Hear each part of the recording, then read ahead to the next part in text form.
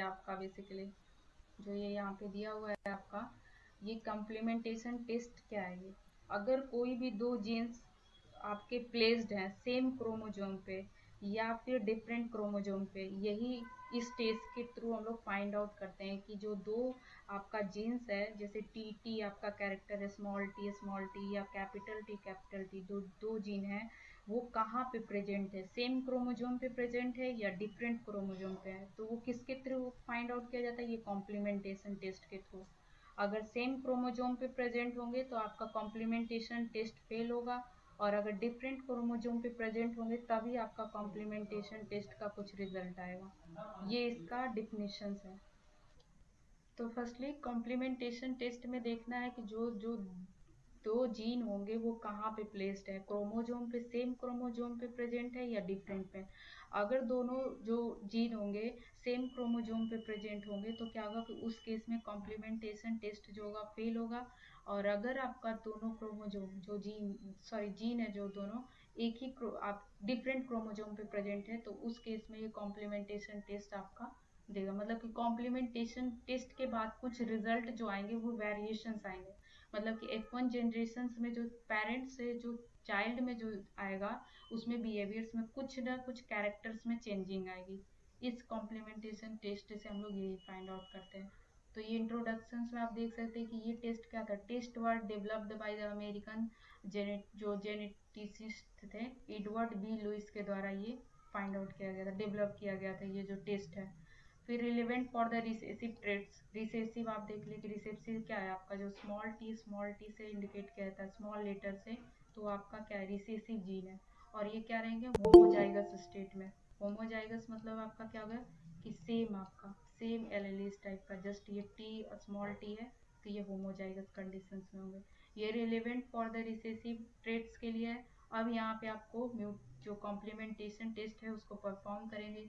If two recessive mutate, जो mutations है gene है आपके, are separate gene in a mutant M1 and M2, this follow cross in a F1 generations are a heterozygous for the both gene, then a complementation occurs। मतलब कि आपका कहना है कि यहाँ पे जो दो जीन होंगे वो सेपरेट रहेंगे, मतलब जस्ट आपका क्या हो गया कि रिसेसिव कंडीशंस में प्रेजेंट रहेंगे और दोनों ही जीन डिफरेंट क्रोमोजोम पे प्रेजेंट रहेंगे। तो उस केस में जो F1 जनरेशन में जो एलेलीज फॉर्म करेगा वो हेट्रोजाइगस होगा, और उस केस में क्या होगा कि आपका कॉम्प्लीमेंटेशन टेस्ट जो होगा वो आप उससे फाइंड कर सकते हैं, अगर ऐसा हुआ। अगर दूसरा क्या केस है, अगर कि if two recessive mutations affect the same gene and the alleles are one another, मतलब कॉम्प्लीमेंट नहीं होगा उस केस में।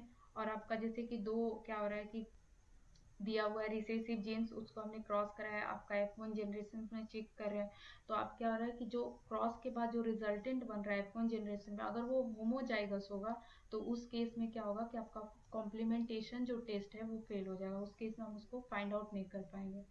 तो मेन कॉम्प्लीमेंटेशन टेस्ट का यही है कि जो दो जीन होंगे वो डिफरेंट क्रोमोजोम पे प्रेजेंट रहेंगे, तभी जाके आपका कॉम्प्लीमेंटेशन टेस्ट अकर होगा, नहीं तो नहीं होगा। अब एग्जाम्पल के लिए हम लोग देख सकते हैं, जैसे कि क्या हो, यहाँ पे एग्जाम्पल के लिए हम देख सकते हैं, यहाँ पे क्या है, complementation test for the Drosophila melanogaster है, जो एक आपका क्या है, फ्रूट्स फ्लाई है। उसके कैरेक्टर्स के बारे में हम क्या करेंगे कि एग्जाम्पल के थ्रू हम लोग देखेंगे कि कैसे, जैसे कि हम लोग उसमें कॉम्प्लीमेंटेशन टेस्ट को कराते हैं। जैसे कि क्या है, eye colour of the Drosophila is related to the two gene A and B. मान लीजिए कि दो जीन है आपका, ए है और बी है। If both A be present in a dominant form, मतलब आपका ऐसे दिया हुआ, मान लीजिए कि क्या है, ए है और एक टी है और एक बी है आपका सेकेंड, और एक आपका मान लीजिए कुछ और है, जस्ट स्मॉल बी मान लीजिए यहाँ पे जस्ट। तो इसमें क्या होगा कि ए और बी दोनों ही डोमिनेंट फॉर्म में प्रेजेंट है। अभी मैंने बताया था डोमिनेंट का कॉन्सेप्ट क्या होगा कि जो जीन होगा उसका एक कॉपी प्रेजेंट रहना चाहिए, जो आपका F1 जनरेशन में आएगा। तो मान लीजिए F1 जनरेशन में आपका ये बना, तो इसमें जो जो जीन है उसका एक कॉपी आ रहा है, ए और बी का एक कॉपी आ रहा है, ए और बी। तो यहाँ पे क्या बोल रहा है कि eye colour of a Drosophila is related to the two gene, A और बी मान लीजिए दो जीन है। फिर if both A B is present in a dominant form, मतलब दोनों ही ए और बी डोमिनेंट फॉर्म में प्रेजेंट रहेंगे and produce working protein, then the eye colour will be red. मतलब कि आपका अगर जो F1 जनरेशन में डोमिनेंस में ए और बी प्रेजेंट रहेंगे तो उस केस में क्या होगा कि अगर दो फ्रूट्स का कलर क्या है, वाइट है, तो उस केस में जब F1 जनरेशन होगा उसमें कलर चेंज हो जाएगा, रेड कलर हो जाएगा। डोमिनेंस है मतलब ए और बी यहाँ पे डोमिनेंस था, डोमिनेंस फॉर्म आ रहा है आपका रिजल्ट F1 जनरेशन में, तो इस केस में क्या होगा कि कलर में चेंजेस आएगा।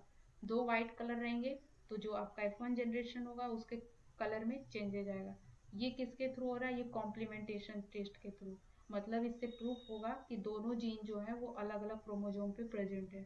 सेकेंड केस क्या हो सकता है कि if any of a gene A B is present in a homozygous recessive मतलब क्या होगा, ये फॉर्म हो सकता है homozygous recessive। मतलब कि मान लीजिए कि ये BB है, ये क्या है homozygous है, और इसका रिसेसिव फॉर्म क्या है आपका होमोजाइगस, ये रिसेसिव फॉर्म है। स्मॉल ए से हम क्या करते हैं, रिसेसिव फॉर्म को स्मॉल ए से इंडिकेट करते थे। यहाँ पे क्या है होमोजाइगस रिसेसिव, होमो मतलब सेम कैरेक्टर और रिसेसिव मतलब कि स्मॉल से, तो यहाँ पे भी प्रेजेंट है। ये भी आपका होमोजाइगस रिसेसिव कंडीशन है, ये भी होमोजाइगस रिसेसिव कंडीशन है। तो इस कंडीशंस में अगर कोई भी जीन प्रेजेंट है और उसका क्रॉस कराएंगे तो उसमें जो आपका F1 जनरेशन में जो जीन बनेगा, आपका जो भी चाइल्ड डेवलप होगा उसके कलर में कोई चेंजेस नहीं आएगा, एज इट इज वाइट। अगर उसके पेरेंट्स का कलर जो भी है वो वाइट है, ये फ्रूट्स फ्लाइज का कलर अगर वाइट है तो उसके F1 जनरेशन में भी उसका कलर सेम रहेगा। ठीक है।